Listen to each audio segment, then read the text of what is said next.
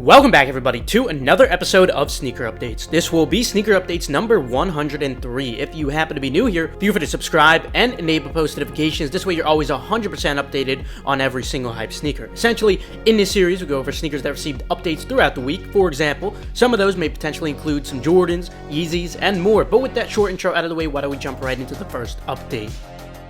Kicking it off, we now have a release date for the Travis Scott Jordan 1 Low Women's Olive. These will be dropping on March 25th for $150. Just like the recent Travis Scott Jordan 1 Low, you can of course expect these to be extremely profitable with an incredible margin, full throttle. Unfortunately, also similar to the prior Travis Scott, you could expect these to be extremely difficult to cop and mostly luck-based. But hey, if you can't cop any Travis Lows, Jordan still has your back. Introducing the all-new Jordan 1 Year of the Rabbit,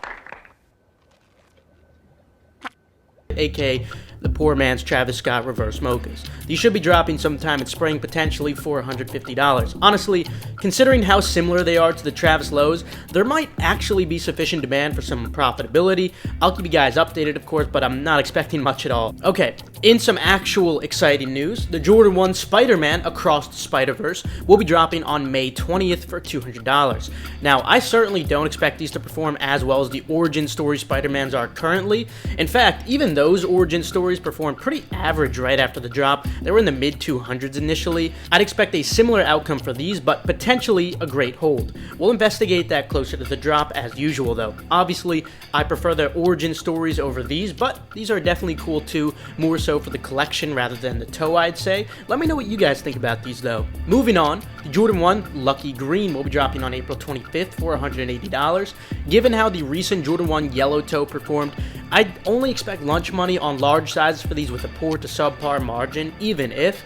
Nonetheless, these, just like the Yellow Toes, are super clean, so I'm definitely hoping to grab a personal pair. Moving on, the Jordan 5 UNC will be dropping on March 4th for $225. While the UNC colorway in itself does garner a lot of demand typically, this is a Jordan 5 still, and that retail is higher than usual, so I'm pretty skeptical of profitability, unfortunately. At best, I'd expect lunch money with a poor to subpar margin on the larger sizes, at least if you have no tax in your state. Moving on, the Union Jordan AJKO 1 Low will be dropping on January 27th for $150. While this is a Union collab, we have seen some Union collabs brick before, like the recent Cortez collab. With that said, I wouldn't be surprised if these come close to bricking as well, but for now, I'll stay a bit more optimistic and expect around lunch money with a poor to subpar margin. I'll update you guys next month, of course. Moving on, in a recent Sneakers Live, we got our first look at the Jordan 4 Seafoam Oil Women's. These drop on February 9th for $200. Jordan 4s have been doing really well lately in general.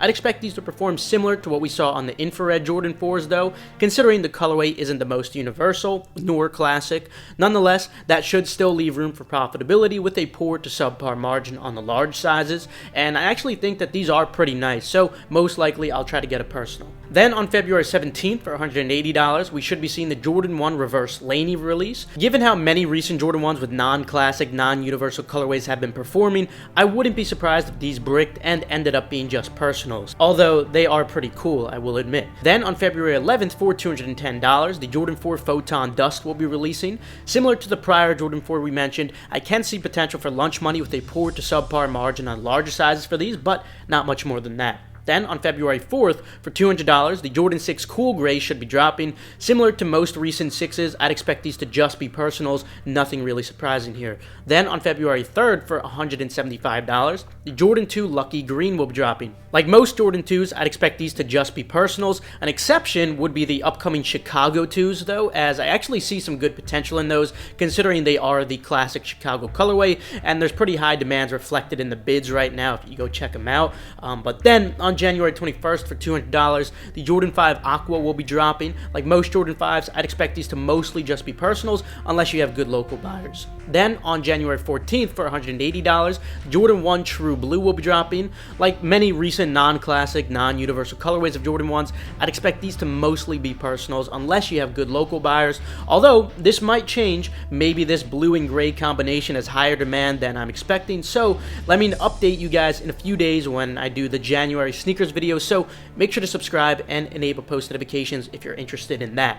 Then, on January 14th, for $200, the Jordan 5 Dunk on Mars will be dropping. Again, like most recent Jordan 5s, I'm mostly expecting these to just be personals, unless you do have good local buyers. Moving on, the Jordan 1 Washed Black will be dropping on June 10th for $180. Similar to the other recent Jordan 1s we discussed, I'd mostly expect these to just be personals, unless you do have good local buyers. Moving on, the Jordan 5 Craft will be dropping June 17th for $210. Like the other Jordan 5s we mentioned, I'd mostly expect these to be personals as well. Then, courtesy of Kicks Don, we got an up-close look at the upcoming A Ma Maniére Jordan 12. These drop on March 2nd for $225. Now, while Jordan 12s don't typically do well, since this is a Maniére collab and the feedback this colorway has been getting is relatively positive thus far, I would expect these to be profitable, but only with a subpar to decent margin, mostly on the large sizes, especially due to that slightly elevated retail of $225.